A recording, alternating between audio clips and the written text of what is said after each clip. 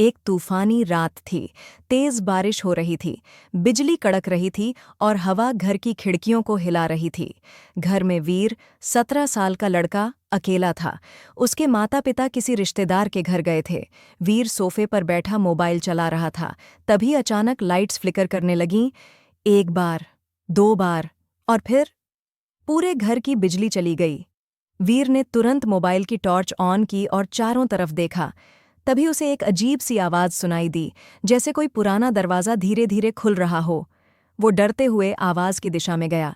देखा कि घर का स्टोर रूम, जो हमेशा बंद रहता था, आज खुला हुआ था।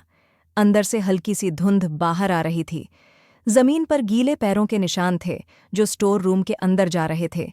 डर और जिज्ञासा के बीच वीर ने कदम अंदर रखा। जैसे ही वो अंदर गया, दरवाज़ा जोर से बंद हो गया। वो चौंक कर पीछे मुड़ा और दरवाज़ा खोलने की कोशिश करने लगा, लेकिन दरवाज़ा अंदर से लॉक हो चुका था। स्टोर रूम में धूल जमी हुई थी। पुराना फर्नीचर और एक फटी हुई तस्वीर जमीन पर पड़ी थी। वीर ने उसे उठाया। ये उसके दादा दादी की फोटो थी, लेकिन फोटो में उनकी आंखों से खून निकल रहा था। वीर ने डरते हुए फोटो को पलटा। पीछे लिखा था, आखिरी दरवाज़ा कभी मत खोलना। अचानक ऊपर के माले से किसी लड़की के रोने की आवाज़ आने लगी। वीर ने कांपते हुए सीढ़ियां चढ़ना शुरू किया। हर कदम पर सीढ़ियां चरमरा रही थीं। हवा और भी ठंडी होती जा रही थी।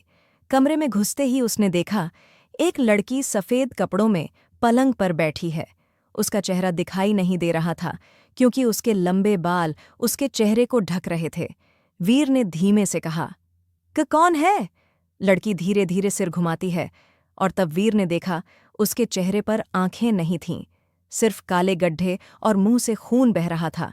अचानक कमरा अंधेरे में डूब गया और सब कुछ शांत हो गया। अगली सुबह वीर के माता पिता घर लौटते हैं। घर पूरी तरह शांत है, कोई नहीं बोल रहा। उन्होंने वीर को हर जगह ढूंढा, लेकिन वो गायब था।